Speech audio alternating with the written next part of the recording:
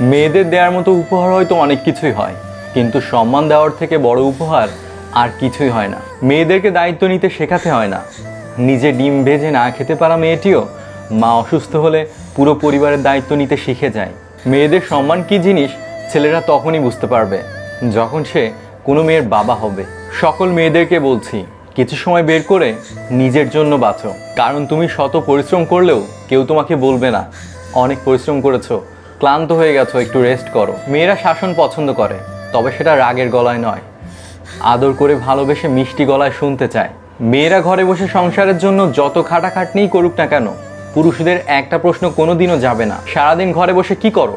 সব মেয়ে টাকা চায় না, কিছু মেয়ে সময়, সম্মান ও ভালোবাসাও চায়। মেয়েদের অর্ধেক জীবন মানিয়ে নিতে নিতেই চলে যায়, সেটা বাপের বাড়ি হোক বা স্বামীর বাড়ি। মেয়েরা সবসময় সত্যি কথা পছন্দ করে, কিন্তু বিশ্বাস করে মিথ্যাবাদীদের।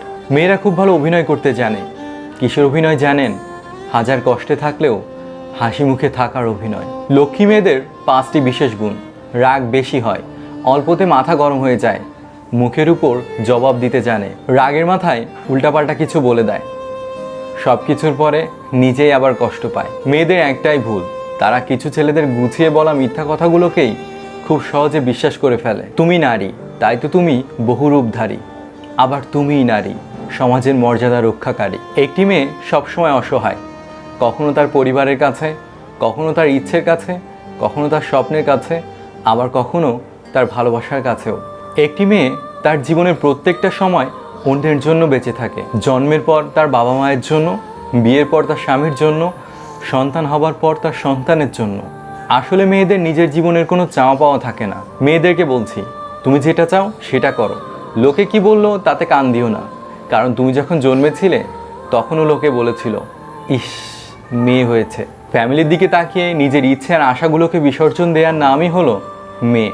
একটা মেয়ের জন্য সবথেকে বড় স্কুল হলো তার শ্বশুর বাড়ি, কারণ সেখানে শিক্ষকের অভাব নেই আর শিক্ষারও কোনো শেষ নেই। যে মেয়েটি আপনার স্বাধীন জীবনে বাধা দিতে চায়, মনে করবেন সেই মেয়েটি আপনার জীবনকে গুছিয়ে দিতে চায়। যে মেয়েটি আপনি শাসন করার পর চুপটি করে বলবে হইছে আর এমনটা করব না, বুঝবেন সেই মেয়েটি আপনাকে হারাতে চায় না। মেয়েদের জীবন মানে নিজের সাজানো ঘর রেখে অন্যজনের ঘরকে আপন মনে করা। ভালো রেজাল্ট না করতে পারলে তাকে বিয়ে দিয়ে দেওয়ার ভয় দেখানো হয়।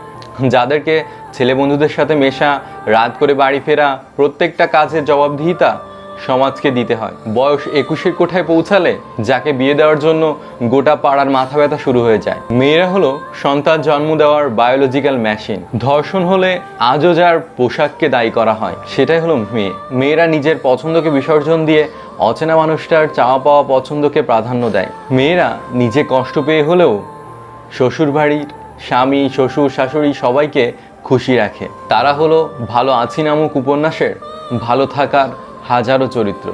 দিন শেষে মাথায় হাত বুলিয়ে দেওয়ার এক বিশ্বস্ত প্রতীক।